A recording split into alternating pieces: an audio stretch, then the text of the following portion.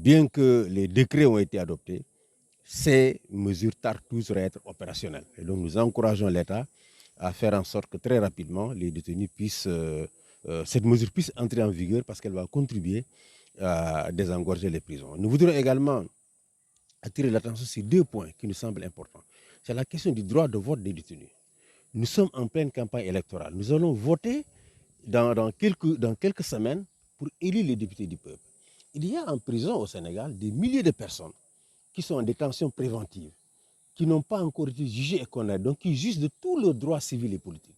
Ces personnes aujourd'hui sont privées arbitrairement de leur droit de vote par l'État du Sénégal, en les empêchant de s'enregistrer sur les listes électorales, n'est-ce pas, mais aussi en ne prenant pas les mesures nécessaires pour que ceux qui détiennent des cartes d'électeurs puissent voter.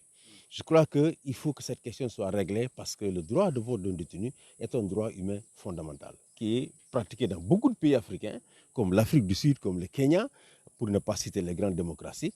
Et le Sénégal doit pas être en retard par rapport à ces pays. Nous avons également évoqué la question des familles des détenus. Lorsque vous prenez les règles minimales des Nations Unies en matière de détention, hein, l'un des principes, n'est-ce pas, demande aux États de prêter une attention particulière aux familles des détenus. Nous avons des personnes démunies qui, une fois qu'elles se retrouvent en prison, n'est-ce pas, ont leurs familles qui sont disloquées. Parce qu'il n'y a plus personne pour prendre en charge la famille. Les enfants sont déscolarisés, certains versent dans la délinquance. Ça, c'est également un manquement grave de l'État du Sénégal auquel nous appelons l'État à pallier très rapidement. Parce qu'il ne faudrait pas que les enfants, n'est-ce pas, des personnes en détention payent pour, évidemment, les fautes ou les infractions qui ont été commises par leurs parents. Vous avez dit tout à l'heure, M. Gassama, que le détenu perd juste la liberté d'aller et de venir.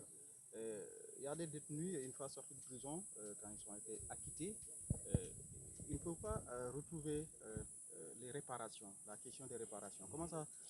Qu'est-ce que vous envisagez pour Là aussi, je crois que c'est beaucoup plus une question de suivi. Beaucoup de détenus, lorsqu'ils quittent la prison, ne s'intéressent plus à la question des réparations. D'autres ne sont pas informés par les avocats qui doivent les aider à mener la procédure pour obtenir l'indemnisation.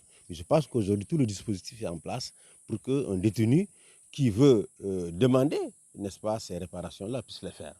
Donc il faut simplement que les détenus soient informés de ses droits et surtout que leurs avocats, n'est-ce pas, puissent les encourager et les aider à entamer les procédures nécessaires pour obtenir donc ces réparations. Techniquement, pour la question du vote des détenus préventifs, techniquement, qu'est-ce que vous proposez?